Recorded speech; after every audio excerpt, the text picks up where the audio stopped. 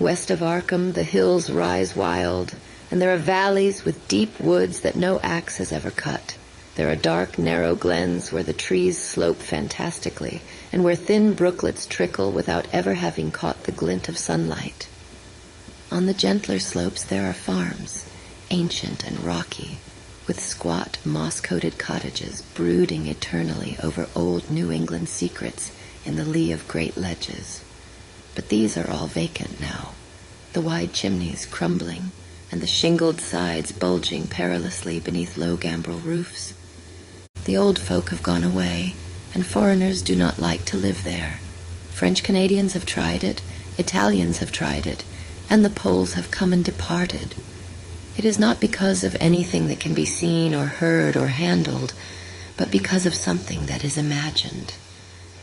The place is not good for the imagination, and does not bring restful dreams at night. It must be this which keeps the foreigners away. For old Ami Pierce has never told them of anything he recalls from the strange days. Ami, whose head has been a little queer for years, is the only one who still remains, or who ever talks of the strange days. And he dares to do this because his house is so near the open fields and the traveled roads around Arkham. There was once a road over the hills and through the valleys that ran straight where the blasted heath is now, but people ceased to use it, and a new road was laid, curving far toward the south. Traces of the old one can still be found amidst the weeds of a returning wilderness, and some of them will doubtless linger even when half the hollows are flooded for the new reservoir. Then the dark woods will be cut down, and the blasted heath will slumber far below blue waters, whose surface will mirror the sky and ripple in the sun. And the secrets of the strange days will be one with the deep secrets, one with the hidden lore of old ocean and all the mystery of primal earth. When I went into the hills and vales to survey for the new reservoir, they told me the place was evil. They told me this in Arkham, and because that is a very old town full of witch legends, I thought the evil must be something which grandams had whispered to children through centuries. The name Blasted Heath seemed to me very odd and theatrical, and I wondered how it had come into the folklore of a Puritan people.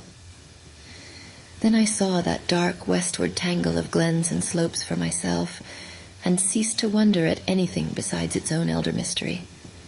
It was morning when I saw it, but shadow lurked always there. The trees grew too thickly, and their trunks were too big for any healthy New England wood. There was too much silence in the dim alleys between them, and the floor was too soft, with the dank moss and mattings of infinite years of decay.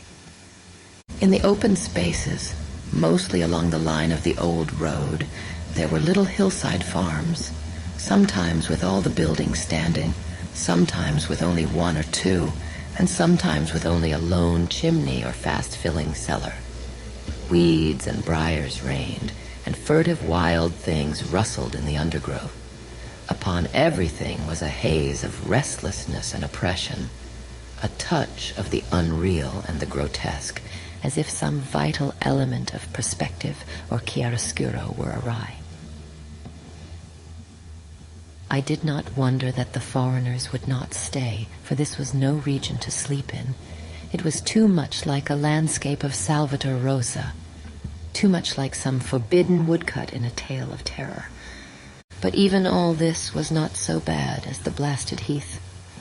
I knew it the moment I came upon it at the bottom of a spacious valley, for no other name could fit such a thing, or any other thing fit such a name.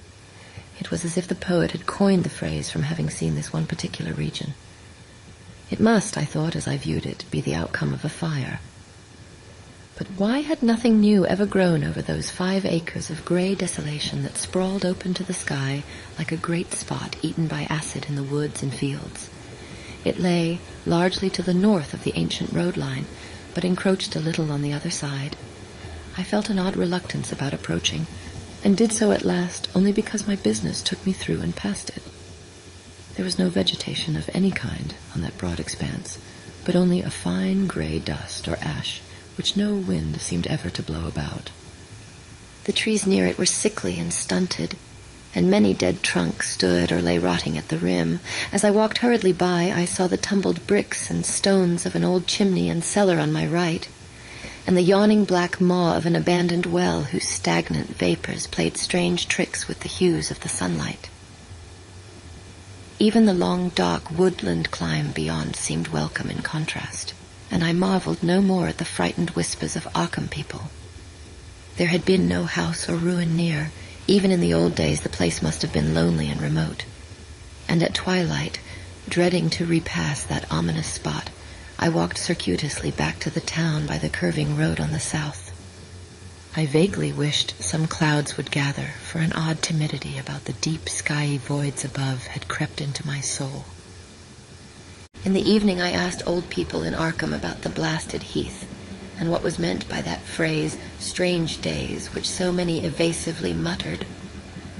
I could not, however, get any good answers, except that all the mystery was much more recent than I had dreamed. It was not a matter of old legendary at all, but something within the lifetime of those who spoke. It had happened in the 80s, and a family had disappeared or was killed. Speakers would not be exact, and because they all told me to pay no attention to old Ami Pierce's crazy tales, I sought him out the next morning, having heard that he lived alone in the ancient tottering cottage where the trees first begin to get very thick. It was a fearsomely archaic place, and had begun to exude the faint miasmal odor which clings about houses that have stood too long. Only with persistent knocking could I rouse the aged man, and when he shuffled timidly to the door, I could tell he was not glad to see me. He was not so feeble as I had expected, but his eyes drooped in a curious way, and his unkempt clothing and white beard made him seem very worn and dismal. Not knowing just how he could best be launched on his tales, I feigned a matter of business, told him of my surveying, and asked vague questions about the district. He was far brighter and more educated than I had been led to think, and before I knew it, had grasped quite as much of the subject as any man I had talked with in Arkham. He was not like other rustics I had known in the sections where reservoirs were to be. From him there were no protests at the miles of old wood and farmland to be blotted out, though perhaps there would have been had not his home lain outside the bounds of the future lake. Relief was all that he showed, relief at the doom of the dark ancient valleys through which he had roamed all his life. They were better underwater now, better underwater since the strange days. And with this opening, his husky voice sank low, while his body leaned forward, and his right forefinger began to point shakily and impressively. It was then that I heard the story, and as the rambling voice scraped and whispered on, I shivered again and again, despite the summer day. Often I had to recall the speaker from ramblings, piece out scientific points which he knew only by a fading parrot memory of professors' talk, or bridge over gaps where his sense of logic and continuity broke down. When he was done, I did not wonder that his mind had snapped a trifle, or that the folk of Arkham would not speak much of the blasted heath. I hurried back before sunset to my hotel, unwilling to have the stars come out above me in the open, and the next day returned to Boston to give up my position. I could not go into that dim chaos of old forest and slope again, or face another time that gray-blasted heath where the black well yawned deep beside the tumbled bricks and stones. The reservoir will soon be built now, and all those elder secrets will be safe forever under watery fathoms. But even then I do not believe I would like to visit that country by night, at least not when the sinister stars are out, and nothing could bribe me to drink the new city water of Arkham. It all began, old Ami said, with the meteorite. Before that time, there had been no wild legends at all since the witch trials, and even then, these western woods were not feared half so much as the small island in the Miskatonic where the devil held court beside a curious stone altar, older than the Indians. These were not haunted woods, and their fantastic dusk was never terrible till the strange days. Then there had come that white noontide cloud that string of explosions in the air, and that pillar of smoke from the valley far in the wood. And by night, all Arkham had heard of the great rock that fell out of the sky and bedded itself in the ground beside the well at the Nahum Gardner place. That was the house which had stood where the blasted heath was to come, the trim white Nahum Gardner house, amidst its fertile gardens and orchards. Nahum had come to town to tell people about the stone, and had dropped in at Ami Pierce's on the way.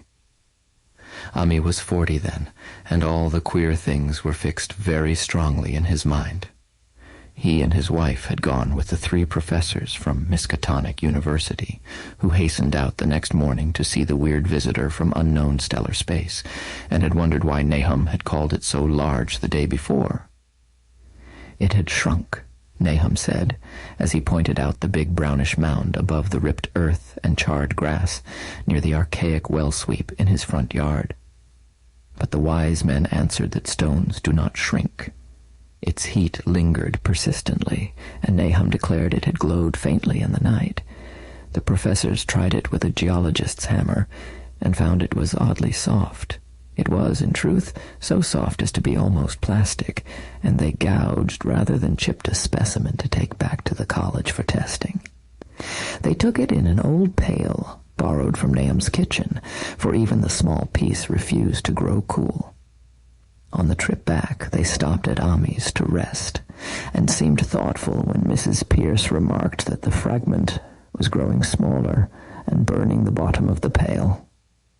Truly, it was not large, but perhaps they had taken less than they thought. The day after that, all this was in June of '82, the professors had trooped out again in a great excitement. As they passed Ami's, they told him what queer things the specimen had done, and how it had faded wholly away when they put it in a glass beaker. The beaker had gone too, and the wise men talked of the strange stone's affinity for silicon. It had acted quite unbelievably in that well-ordered laboratory, doing nothing at all and showing no occluded gases when heated on charcoal, being wholly negative in the borax bead, and soon proving itself absolutely non-volatile at any producible temperature, including that of the oxyhydrogen blowpipe. On an anvil it appeared highly malleable, and in the dark its luminosity was very marked. Stubbornly refusing to grow cool, it soon had the college in a state of real excitement. And when upon heating before the spectroscope, it displayed shining bands. Unlike any known colors of the normal spectrum, there was much breathless talk of new elements, bizarre optical properties, and other things which puzzled men of science are wont to say when faced by the unknown. Hot as it was, they tested it in a crucible with all the proper reagents. Water did nothing. Hydrochloric acid was the same. Nitric acid and even aqua regia merely hissed and spattered against its torrid invulnerability. Ami had difficulty in recalling all these things, but recognized some solvents as I mentioned them in the usual order of use. There were ammonia and caustic soda, alcohol and ether, nauseous carbon disulfide, and a dozen others.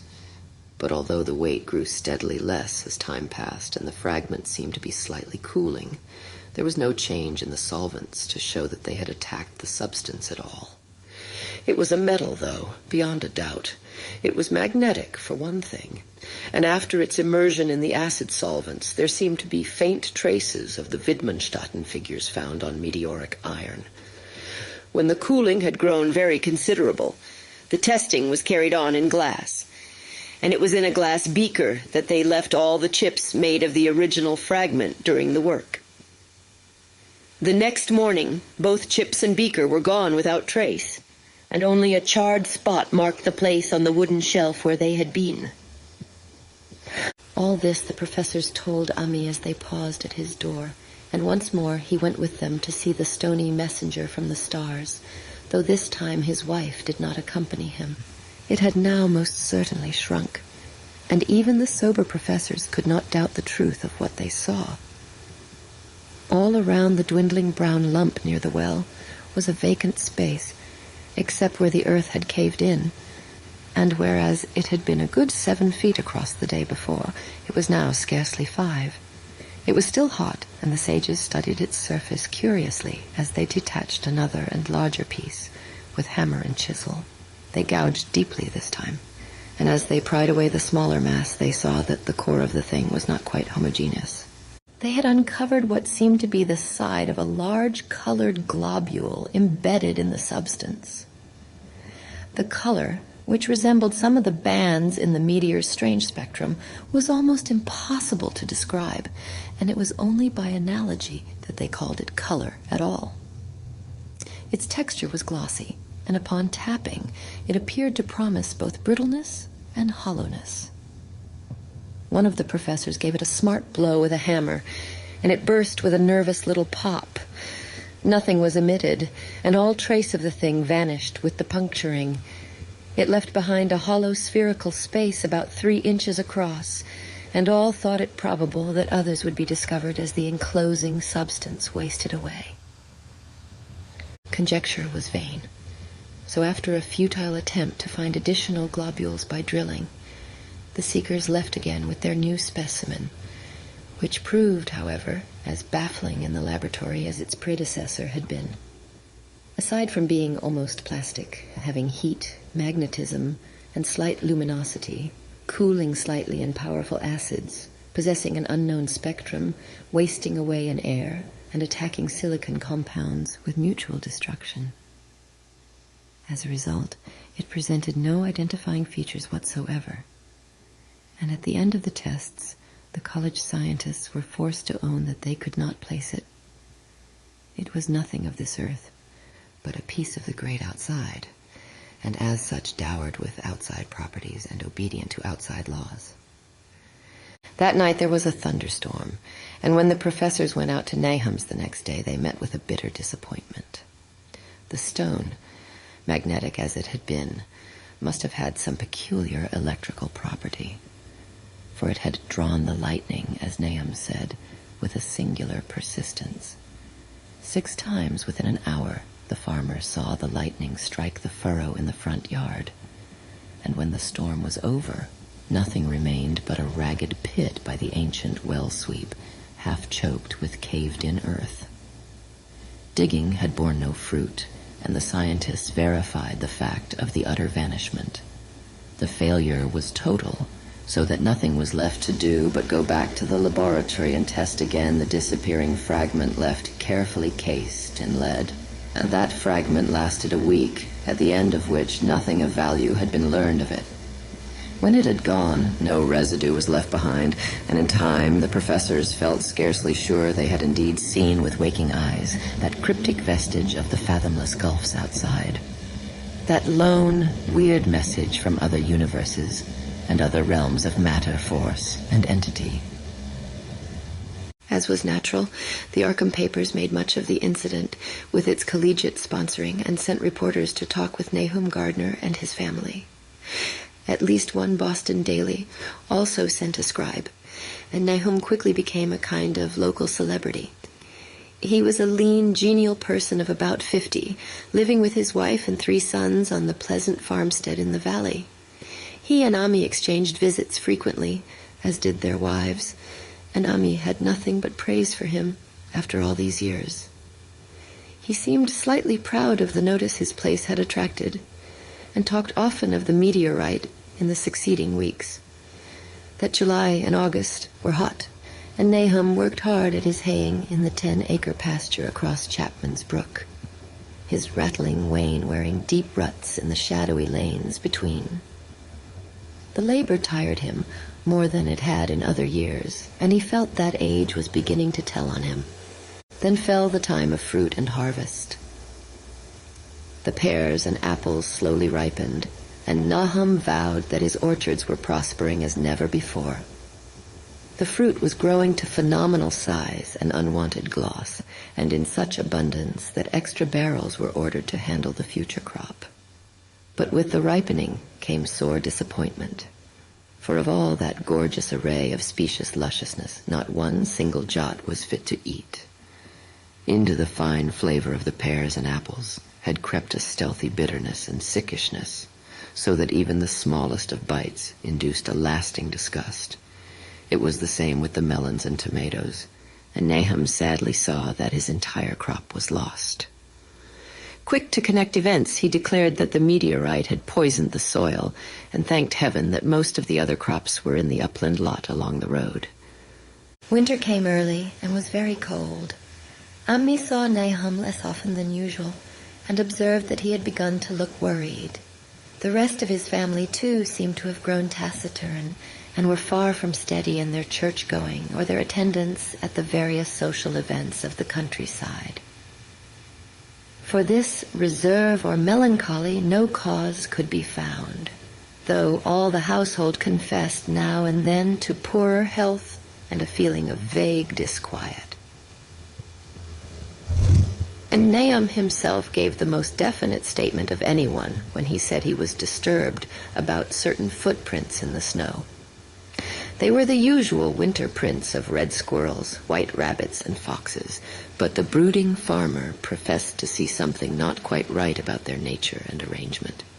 He was never specific, but appeared to think that they were not as characteristic of the anatomy and habits of squirrels and rabbits and foxes as they ought to be.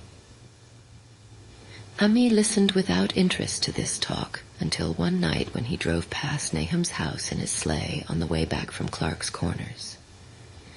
There had been a moon, and a rabbit had run across the road, and the leaps of that rabbit were longer than either Ammi or his horse liked. The latter, indeed, had almost run away when brought up by a firm rein. Thereafter, Ammi gave Nahum's tales more respect, and wondered why the gardener dogs seemed so cowed and quivering every morning. They had, it developed, nearly lost the spirit to bark. In February, the McGregor boys from Meadow Hill were out shooting woodchucks, and not far from the Gardner place bagged a very peculiar specimen. The proportions of its body seemed slightly altered in a queer way, impossible to describe, while its face had taken on an expression which no one ever saw in a woodchuck before. The boys were genuinely frightened and threw the thing away at once, so that only their grotesque tales of it ever reached the people of the countryside. But the shying of the horses near Nahum's house had now become an acknowledged thing, and all the basis for a cycle of whispered legend was fast taking form. People vowed that the snow melted faster around Nahum's than it did anywhere else. And early in March there was an odd discussion in Potter's General Store at Clark's Corners. Stephen Rice had driven past Gardner's in the morning and had noticed the skunk cabbages coming up through the mud by the woods across the road. Never were things of such size seen before, and they held strange colors that could not be put into any words. Their shapes were monstrous, and the horse had snorted at an odor which struck Stephen as wholly unprecedented. That afternoon, several persons drove past to see the abnormal growth, and all agreed that plants of that kind ought never to sprout in a healthy world. The bad fruit of the fall before was freely mentioned, and it went from mouth to mouth that there was poison in Nahum's ground. Of course, it was the meteorite. And remembering how strange the men from the college had found that stone to be, several farmers spoke about the matter to them. One day they paid Nahum a visit, but having no love of wild tales and folklore, were very conservative in what they inferred. The plants were certainly odd, but all skunk cabbages are more or less odd in shape and odor and hue. Perhaps some mineral element from the stone had entered the soil, but it would soon be washed away. And as for the footprints and frightened horses, of course this was mere country talk, which such a phenomenon as the aerolite would be certain to start. There was really nothing for serious men to do in cases of wild gossip, for superstitious rustics will say and believe anything. And so, all through the strange days, the professor stayed away in contempt. Only one of them, when given 2 vials of dust for analysis in a police job over a year and a half later, recalled that the queer color of that skunk cabbage had been very like one of the anomalous bands of light shown by the meteor fragment in the college spectroscope, and like the brittle globule found embedded in the stone from the abyss. The samples in this analysis case gave the same odd bands at first, though later they lost the property. The trees budded prematurely around Nahum's, and at night they swayed ominously in the wind.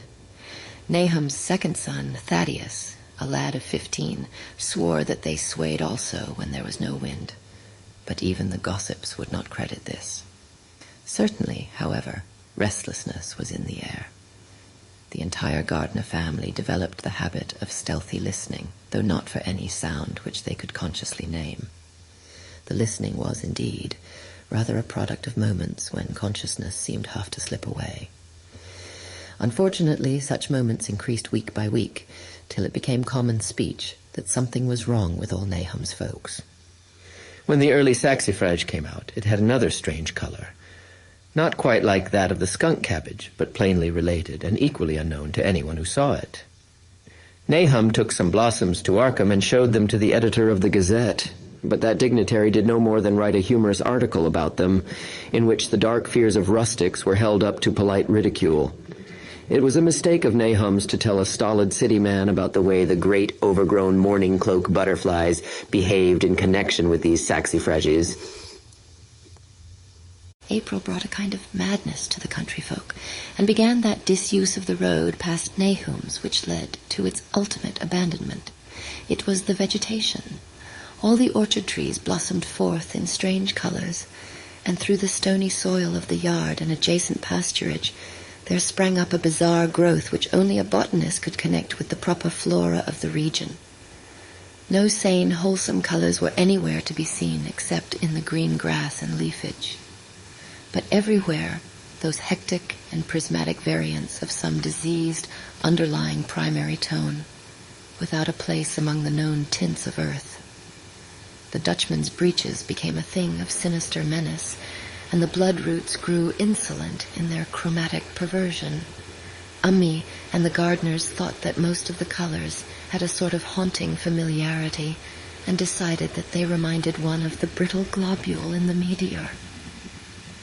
Nahum plowed and sowed the 10-acre pasture and the upland lot, but did nothing with the land around the house.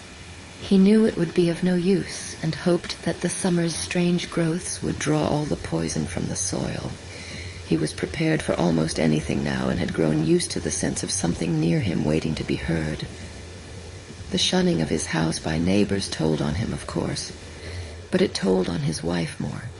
The boys were better off, being at school each day, but they could not help being frightened by the gossip. Thaddeus, an especially sensitive youth, suffered the most. In May the insects came, and Nahum's place became a nightmare of buzzing and crawling. Most of the creatures seemed not quite usual in their aspects and motions, and their nocturnal habits contradicted all former experience. The gardeners took to watching at night, watching in all directions at random for something. They could not tell what. It was then that they all owned that Thaddeus had been right about the trees. Mrs. Gardner was the next to see it from the window as she watched the swollen boughs of a maple against a moonlit sky. The boughs surely moved, and there was no wind. It must be the sap.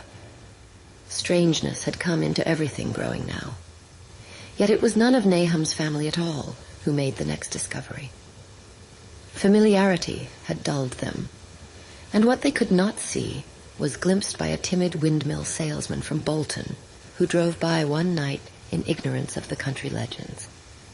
What he told in Arkham was given a short paragraph in the Gazette, and it was there that all the farmers, Nahum included, saw it first. The night had been dark and the buggy lamps faint, but around a farm in the valley, which everyone knew from the account must be Nahum's, the darkness had been less thick. A dim, though distinct luminosity seemed to inhere in all the vegetation, grass, leaves, and blossoms alike, while at one moment a detached piece of the phosphorescence appeared to stir furtively in the yard near the barn. The grass had so far seemed untouched, and the cows were freely pastured in the lot near the house, but toward the end of May the milk began to be bad. Then Nahum had the cows driven to the uplands, after which the trouble ceased. Not long after this, the changing grass and leaves became apparent to the eye. All the verdure was going gray, and was developing a highly singular quality of brittleness.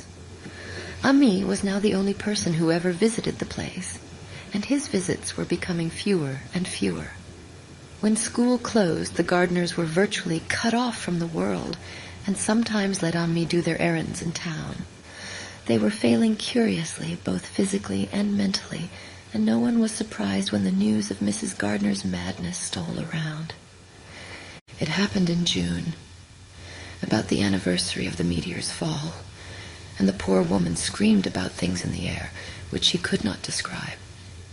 In her raving, there was not a single specific noun, but only verbs and pronouns. Things moved and changed and fluttered, and ears tingled to impulses which were not wholly sounds. Something was taken away. She was being drained of something. Something was fastening itself on her that ought not to be. Someone must make it keep off. Nothing was ever still in the night. The walls and windows shifted. Nahum did not send her to the county asylum, but let her wander about the house as long as she was harmless to herself and others. Even when her expression changed, he did nothing. But when the boys grew afraid of her, and Thaddeus nearly fainted at the way she made faces at him, he decided to keep her locked in the attic. By July, she had ceased to speak and crawled on all fours. And before that month was over, Nahum got the mad notion that she was slightly luminous in the dark, as he now clearly saw was the case with the nearby vegetation. It was a little before this that the horses had stampeded. Something had aroused them in the night, and their neighing and kicking in their stalls had been terrible. There seemed virtually nothing to do to calm them, and when Nahum opened the stable door, they all bolted out like frightened woodland deer. It took a week to track all four, and when found, they were seen to be quite useless and unmanageable. Something had snapped in their brains, and each one had to be shot for its own good. Nahum borrowed a horse from Ami for his haying, but found it would not approach the barn. It shied, balked, and whinnied, and in the end he could do nothing but drive it into the yard, while the men used their own strength to get the heavy wagon near enough the hayloft for convenient pitching. And all the while the vegetation was turning gray and brittle. Even the flowers whose hues had been so strange were graying now, and the fruit was coming out gray and dwarfed and tasteless. The asters and goldenrod bloomed gray and distorted, and the roses and zinnias and hollyhocks in the front yard were such blasphemous-looking things that Nahum's oldest boy, Zenas, cut them down. The strangely puffed insects died about that time, even the bees that had left their hives and taken to the woods. By September, all the vegetation was fast crumbling to a grayish powder, and Nahum feared that the trees would die before the poison was out of the soil. His wife now had spells of terrific screaming, and he and the boys were in a constant state of nervous tension. They shunned people now, and when school opened, the boys did not go. But it was Ami, on one of his rare visits, who first realized that the well water was no longer good. It had an evil taste that was not exactly fetid nor exactly salty, and Ami advised his friend to dig another well on higher ground to use till the soil was good again. Nahum, however, ignored the warning, for he had by that time become calloused to strange and unpleasant things. He and the boys continued to use the tainted supply, drinking it as listlessly and mechanically as they ate their meager and ill-cooked meals and did their thankless and monotonous chores through the aimless days. There was something of stolid resignation about them all, as if they walked half in another world, between lines of nameless guards to a certain and familiar doom. Thaddeus went mad in September after a visit to the well. He had gone with a pail and had come back empty-handed, shrieking and waving his arms, and sometimes lapsing into an inane titter or a whisper about the moving colors down there. 2 in one family was pretty bad, but Nahum was very brave about it. He let the boy run about for a week until he began stumbling and hurting himself, and then he shut him in an attic room across the hall from his mother's. The way they screamed at each other from behind their locked doors was very terrible, especially to little Merwin, who fancied they talked in some terrible language that was not of earth. Merwin was getting frightfully imaginative, and his restlessness was worse after the shutting away of the brother who had been his greatest playmate. Almost at the same time, the mortality among the livestock commenced. Poultry turned grayish and died very quickly, their meat being found dry and noisome upon cutting. Hogs grew inordinately fat, then suddenly began to undergo loathsome changes which no one could explain. Their meat was, of course, useless, and Nahum was at his wit's end. No rural veterinary would approach his place, and the city veterinary from Arkham was openly baffled. The swine began growing gray and brittle and falling to pieces before they died, and their eyes and muzzles developed singular alterations. It was very inexplicable, for they had never been fed from the tainted vegetation. Then something struck the cows. Certain areas, or sometimes the whole body, would be uncannily shriveled or compressed, and atrocious collapses or disintegrations were common. In the last stages, and death was always the result, there would be a graying and turning brittle like that which beset the hogs. There could be no question of poison, for all the cases occurred in a locked and undisturbed barn. No bites of prowling things could have brought the virus. For what live beast of earth can pass through solid obstacles? It must be only natural disease.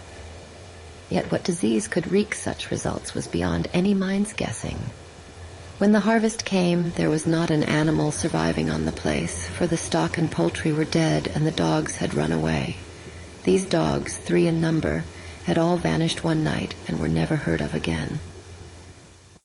The 5 cats had left some time before, but their going was scarcely noticed, since there now seemed to be no mice, and only Mrs. Gardner had made pets of the graceful felines.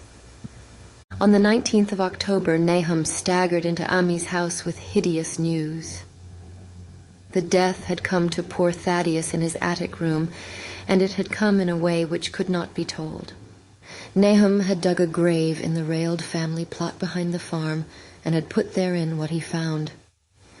There could have been nothing from outside, for the small barred window and locked door were intact, but it was much as it had been in the barn. Ami and his wife consoled the stricken man as best they could, but shuddered as they did so. Stark terror seemed to cling around the Gardners and all they touched, and the very presence of one in the house was a breath from regions unnamed and unnameable. Ami accompanied Nahum home with the greatest reluctance, and did what he might to calm the hysterical sobbing of little Merwin. Zenas needed no calming. He had come of late to do nothing but stare into space and obey what his father told him.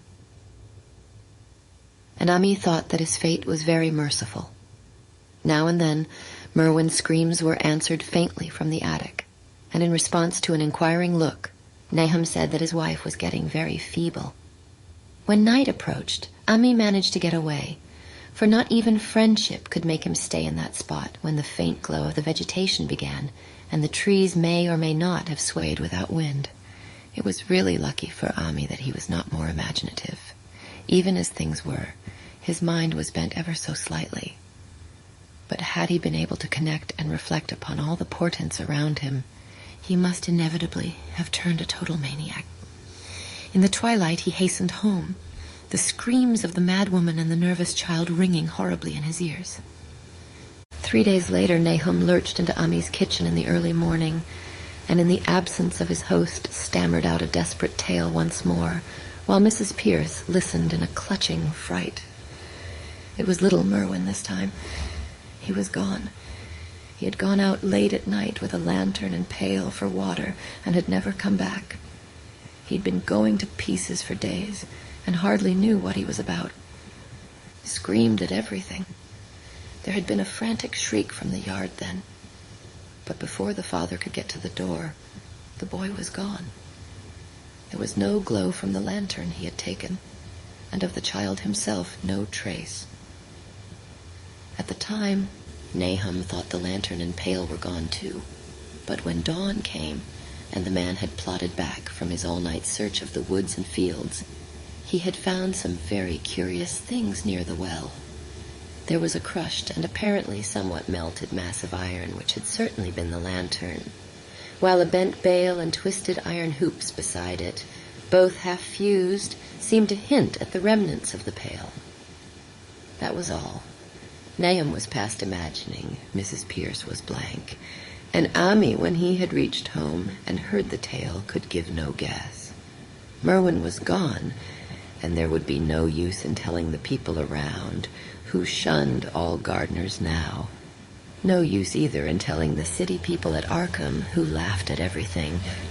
Thad was gone, and now Merwin was gone. Something was creeping and waiting to be seen and felt and heard.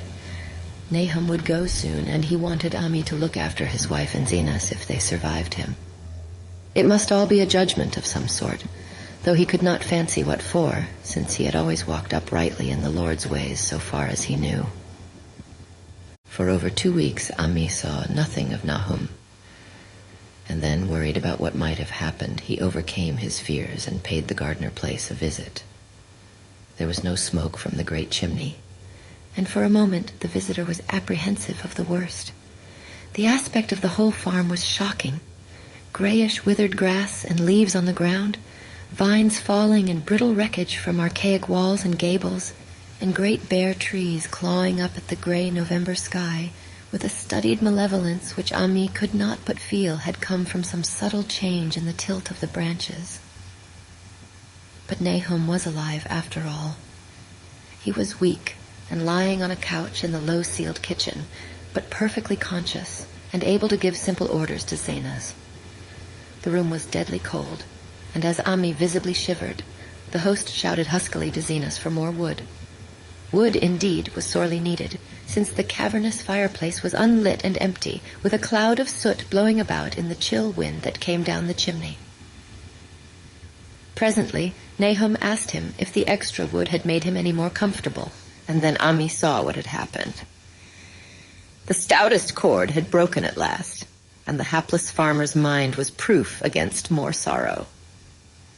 Questioning tactfully, Ami could get no clear data at all about the missing Zenas. "In the well.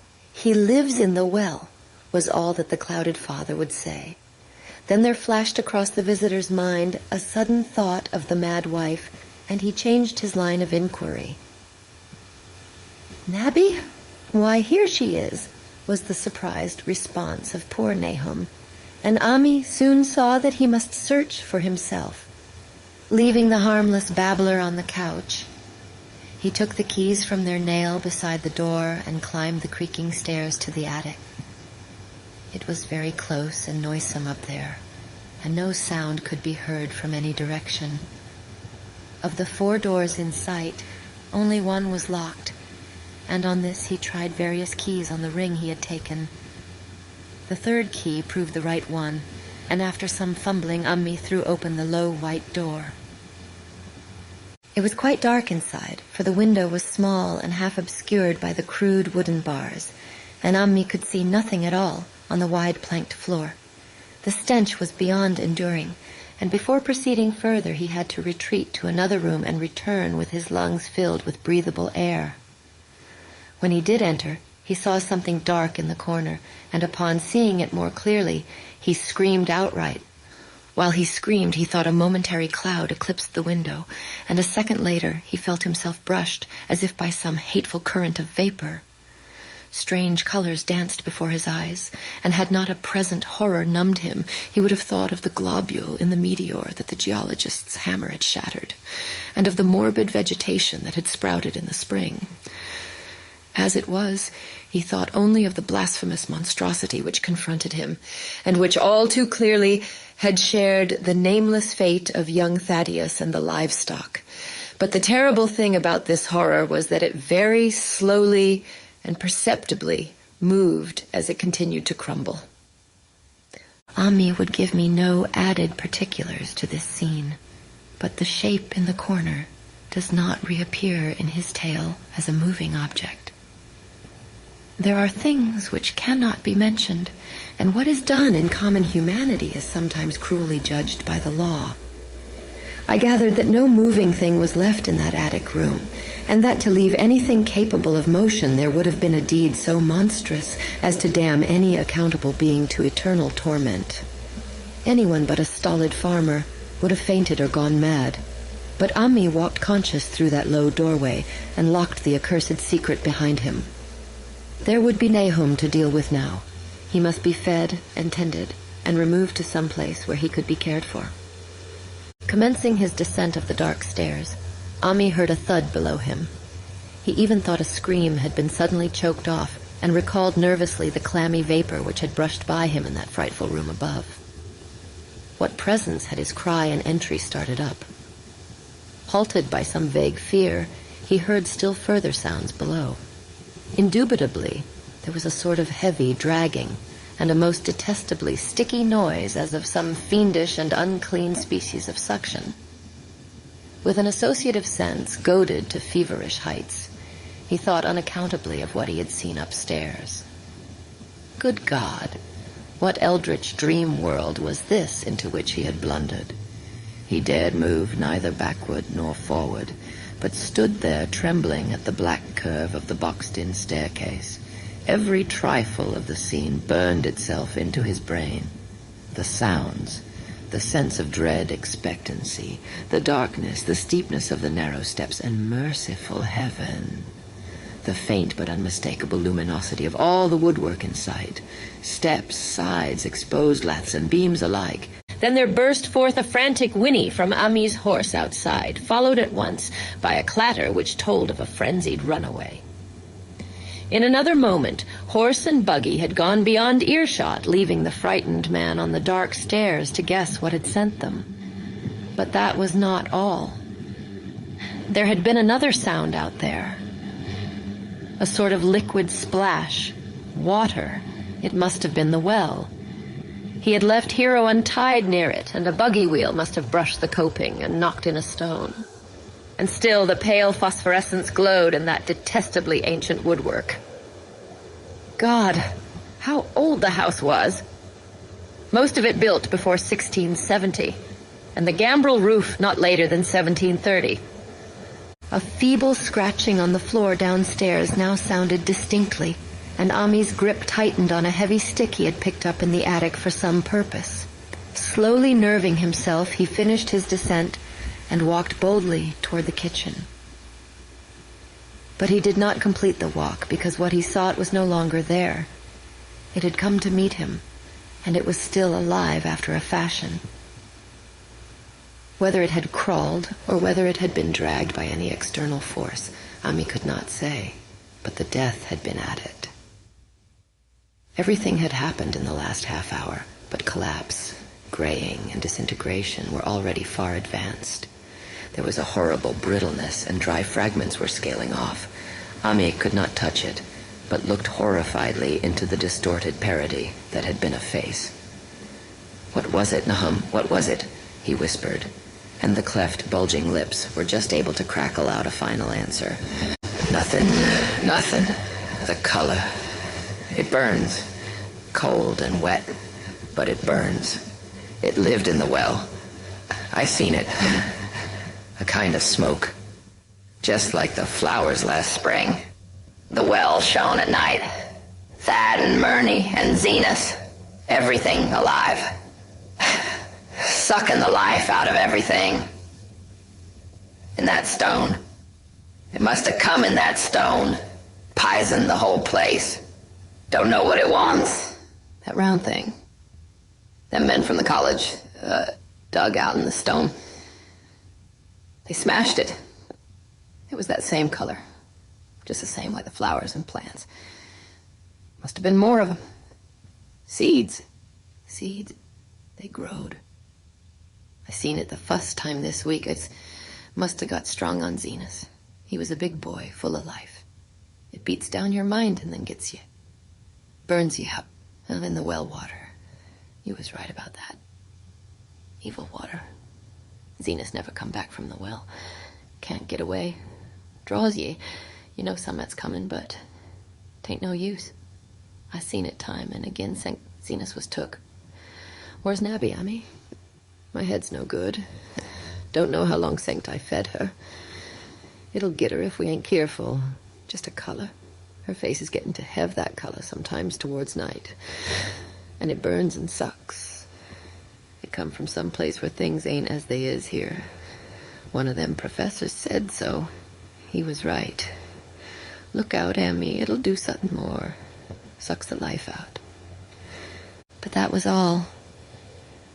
That which spoke could speak no more because it had completely caved in. Ami laid a red checked tablecloth over what was left and reeled out the back door into the fields. He climbed the slope to the 10-acre pasture and stumbled home by the north road and the woods. He could not pass that well from which his horse had run away. He had looked at it through the window and had seen that no stone was missing from the rim. Then the lurching buggy had not dislodged anything after all. The splash had been something else, something which went into the well after it had done with poor Nahum. When Ami reached his house, the horse and buggy had arrived before him and thrown his wife into fits of anxiety. Reassuring her without explanations, he set out at once for Arkham and notified the authorities that the Gardner family was no more. He indulged in no details, but merely told of the deaths of Nahum and Nabby, that of Thaddeus being already known, and mentioned that the cause seemed to be the same strange ailment which had killed the livestock. He also stated that Merwin and Zenas had disappeared. There was considerable questioning at the police station, and in the end, Ami was compelled to take 3 officers to the Gardner farm, together with the coroner, the medical examiner, and the veterinary who had treated the diseased animals. He went much against his will, for the afternoon was advancing, and he feared the fall of night over that accursed place. But it was some comfort to have so many people with him. The 6 men drove out in a Democrat wagon, following Ami's buggy, and arrived at the pest-ridden farmhouse about 4 o'clock. Used as the officers were to gruesome experiences, not one remained unmoved at what was found in the attic and under the red-checked tablecloth on the floor below. The whole aspect of the farm with its gray desolation was terrible enough, but those 2 crumbling objects were beyond all bounds. No one could look long at them, and even the medical examiner admitted that there was very little to examine. Specimens could be analyzed, of course, so he busied himself in obtaining them. And here it develops that a very puzzling aftermath occurred at the college laboratory, where the 2 files of dust were finally taken. Under the spectroscope, both samples gave off an unknown spectrum, in which many of the baffling bands were precisely like those which the strange meteor had yielded in the previous year. The property of emitting this spectrum vanished in a month, the dust thereafter consisting mainly of alkaline phosphates and carbonates. Ami would not have told the men about the well if he had thought they meant to do anything then and there. It was getting toward sunset, and he was anxious to be away. But he could not help glancing nervously at the stony curb by the great sweep, and when a detective questioned him, he admitted that Nahum had feared something down there, so much so that he had never even thought of searching it for Merwin or Zenas.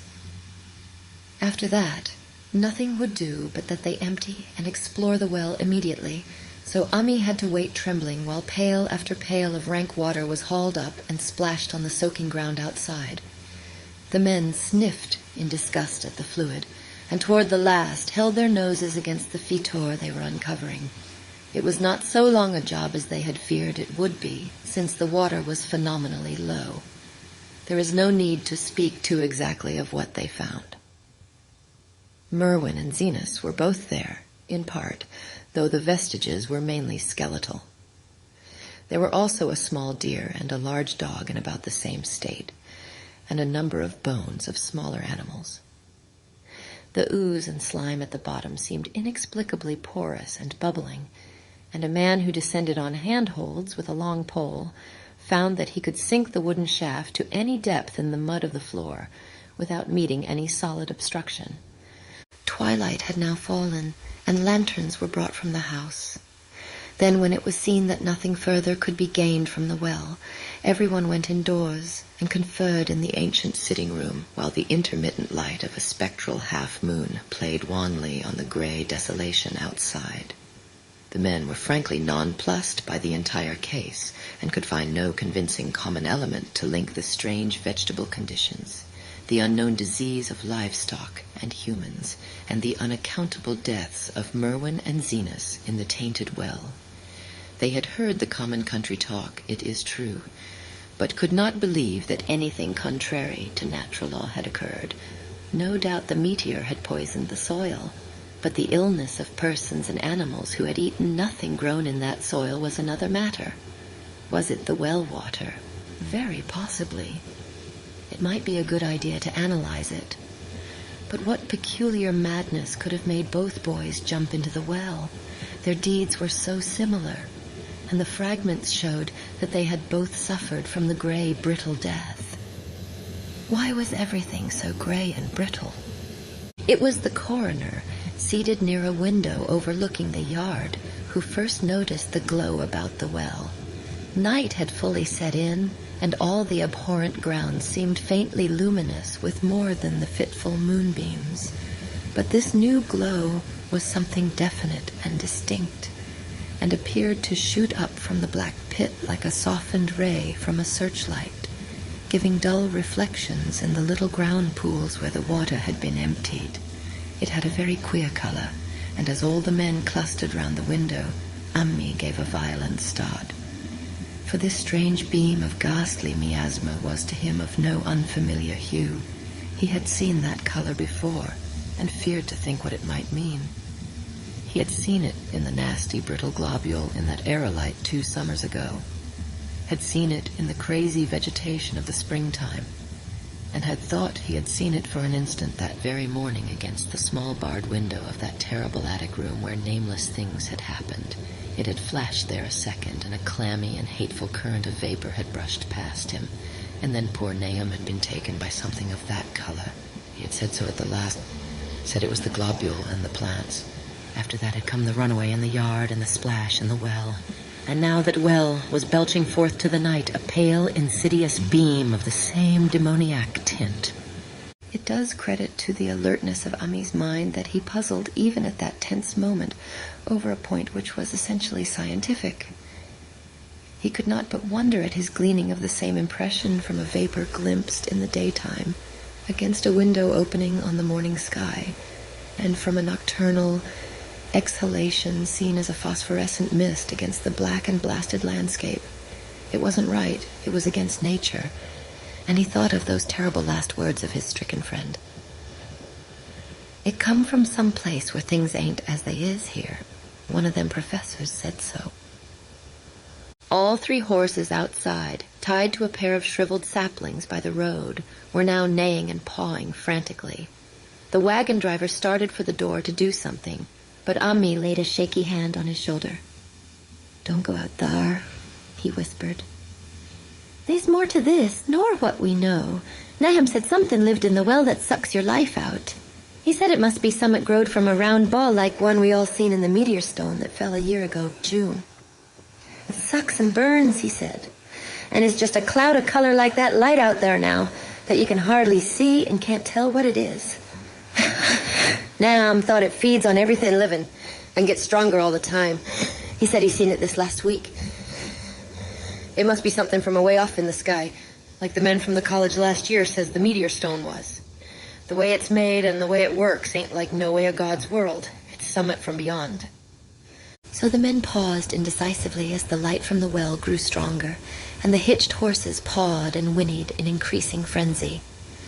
It was truly an awful moment, with terror in that ancient and accursed house itself, 4 monstrous sets of fragments, 2 from the house and 2 from the well, in the woodshed behind, and that shaft of unknown and unholy iridescence from the slimy depths in front. Ammi had restrained the driver on impulse, forgetting how uninjured he himself was after the clammy brushing of that colored vapor in the attic room. But perhaps it is just as well that he acted as he did. No one will ever know what was abroad that night, and though the blasphemy from beyond had not so far hurt any human of unweakened mind, there is no telling what it might not have done at that last moment, and with its seemingly increased strength and the special signs of purpose it was soon to display beneath the half-clouded, moonlit sky. All at once, one of the detectives at the window gave a short, sharp gasp. The others looked at him, and then quickly followed his own gaze upward to the point at which its idle straying had been suddenly arrested. There was no need for words.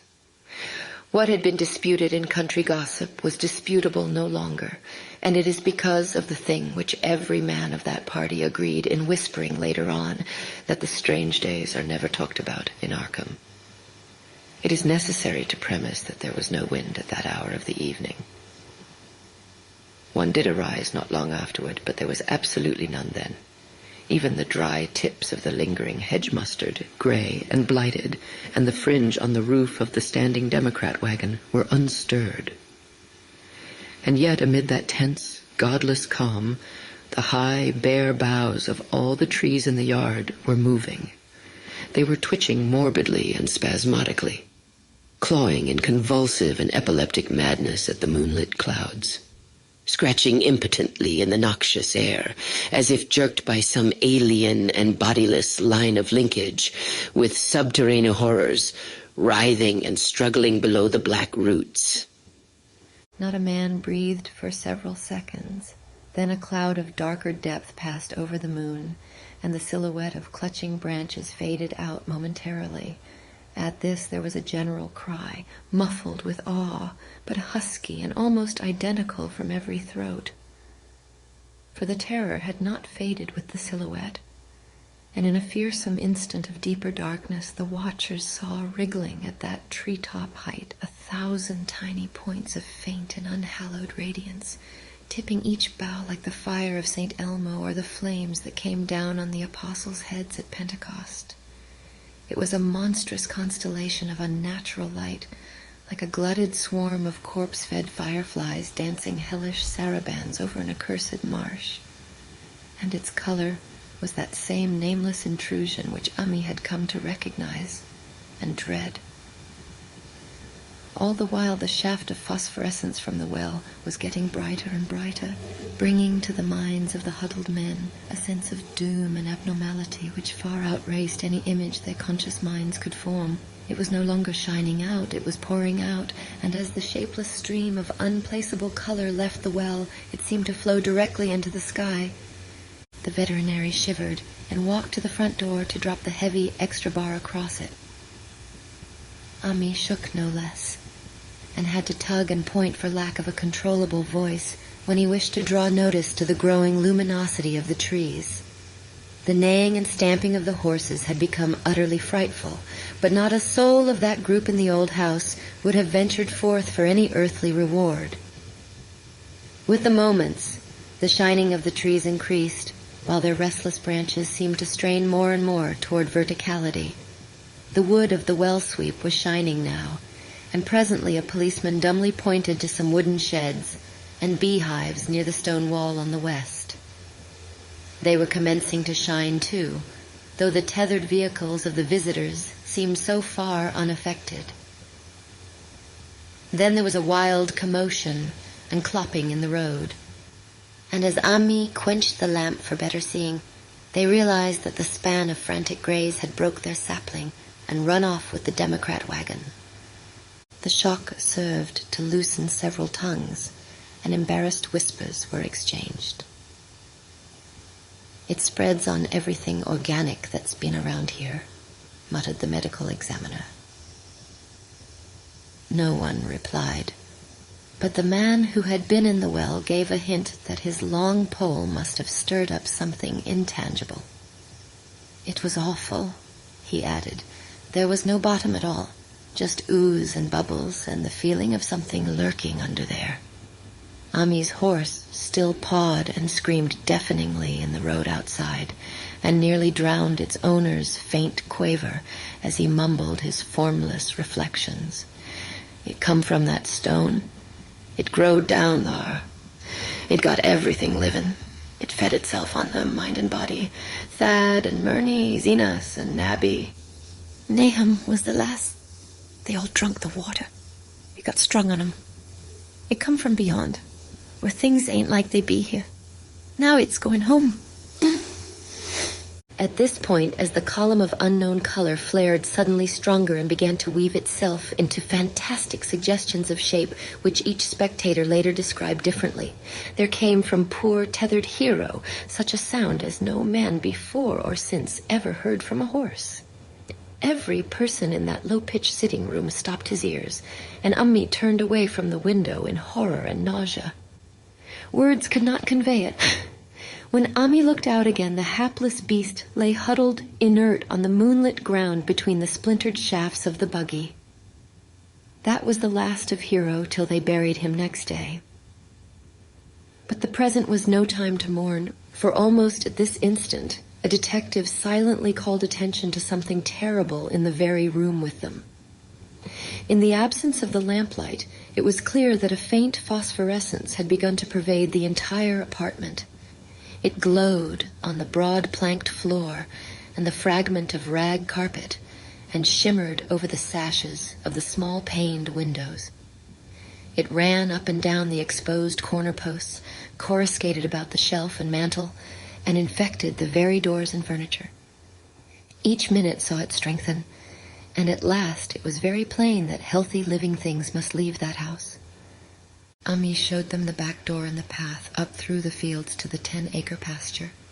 They walked and stumbled as in a dream, and did not dare look back till they were far away on the high ground. They were glad of the path, for they could not have gone the front way by that well.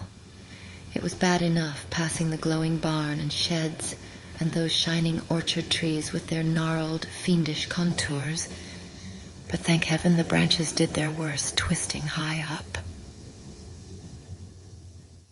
The moon went under some very black clouds as they crossed the rustic bridge over Chapman's Brook, and it was blind groping from there to the open meadows. When they looked back toward the valley and the distant Gardner place at the bottom, they saw a fearsome sight. All the farm was shining with the hideous unknown blend of color, trees, buildings, and even such grass and herbage as had not been wholly changed to lethal gray brittleness. The boughs were all straining skyward, tipped with tongues of foul flame, and lambent tricklings of the same monstrous fire were creeping about the ridgepoles of the house, barn, and sheds. It was a scene from a vision of Fuseli, and over all the rest reigned that riot of luminous amorphousness, that alien and undimensioned rainbow of cryptic poison from the well, seething, feeling, lapping, reaching, scintillating, straining, and malignly bubbling in its cosmic and unrecognizable chromaticism.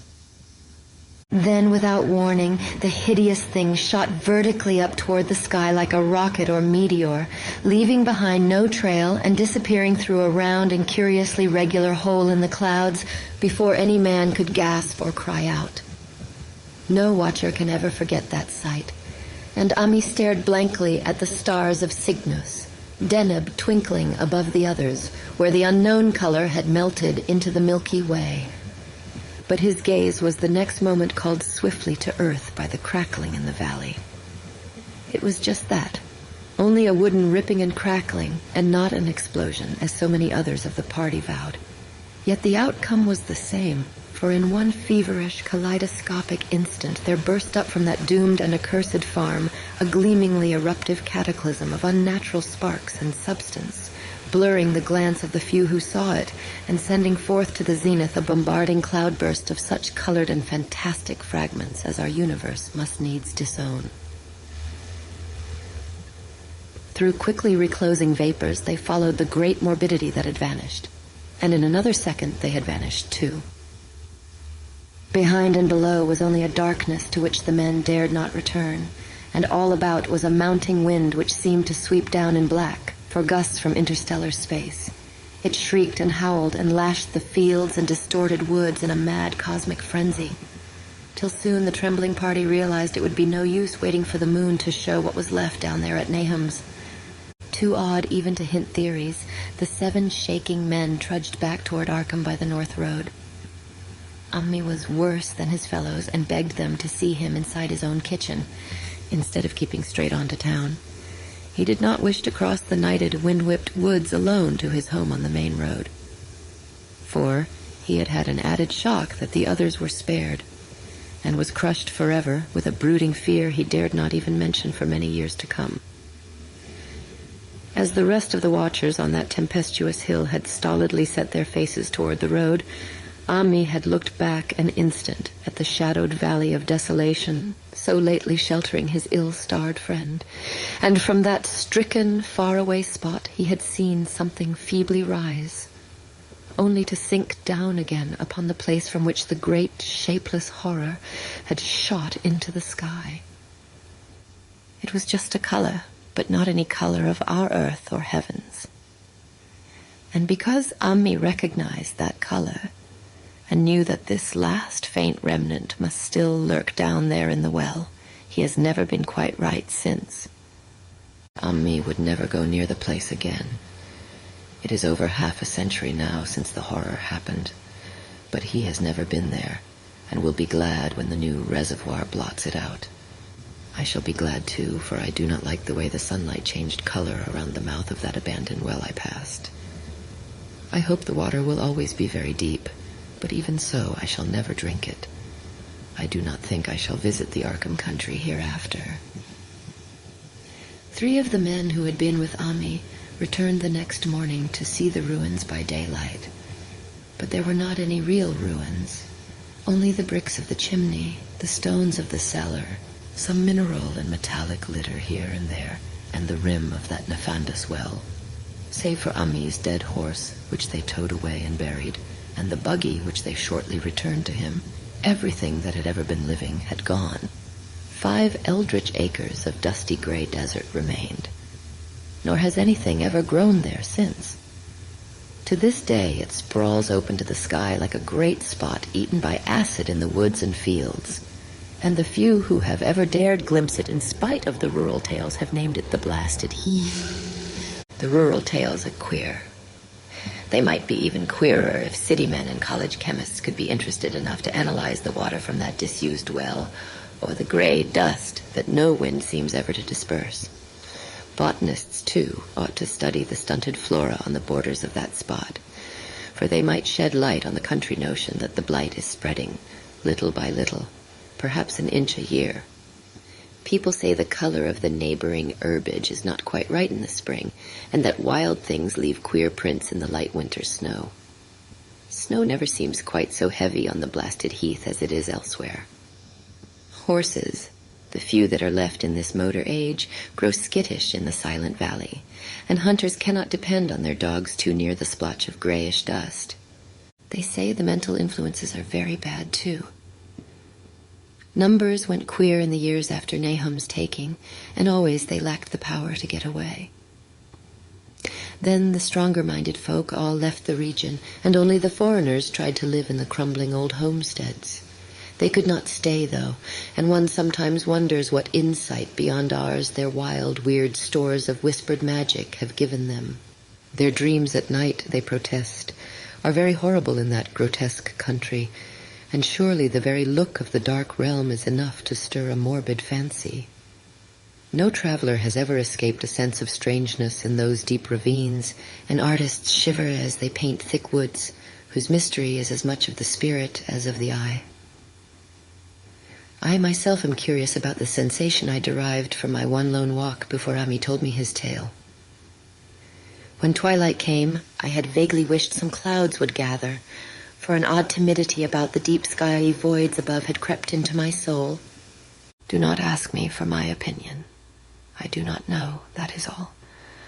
There was no one but Ami to question, for Arkham people will not talk about the strange days, and all 3 professors who saw the aerolite in its colored globule are dead. There were other globules, depend upon that. One must have fed itself and escaped, and probably there was another which was too late. No doubt it is still down the well. I know there was something wrong with the sunlight I saw above that miasmal brink. The rustics say the blight creeps an inch a year, so perhaps there is a kind of growth or nourishment even now. But whatever demon hatchling is there, it must be tethered to something, or else it would quickly spread. Is it fastened to the roots of those trees that claw the air?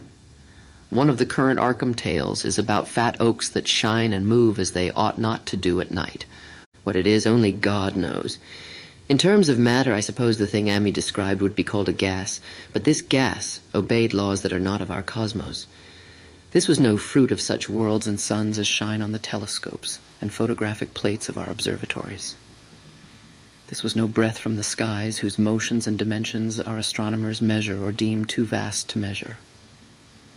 It was just a color out of space, a frightful messenger from unformed realms of infinity, beyond all nature as we know it, from realms whose mere existence stuns the brain and numbs us with the black extracosmic gulfs it throws open before our frenzied eyes. I doubt very much if Ami consciously lied to me, and I do not think his tale was all a freak of madness, as the town folk had forewarned. Something terrible came to the hills and valleys on that meteor, and something terrible, though I know not in what proportion, still remains. I shall be glad to see the water come. Meanwhile, I hope nothing will happen to Ami. He saw so much of the thing, and its influence was so insidious. Why has he never been able to move away? How clearly he recalled those dying words of Nahum's. Can't get away, draws ye. Ye know summit's comin', but 'tain't no use. Ami is such a good old man. When the reservoir gang gets to work, I must write the chief engineer to keep a sharp watch on him. I would hate to think of him as the gray, twisted, brittle monstrosity which persists more and more in troubling my sleep.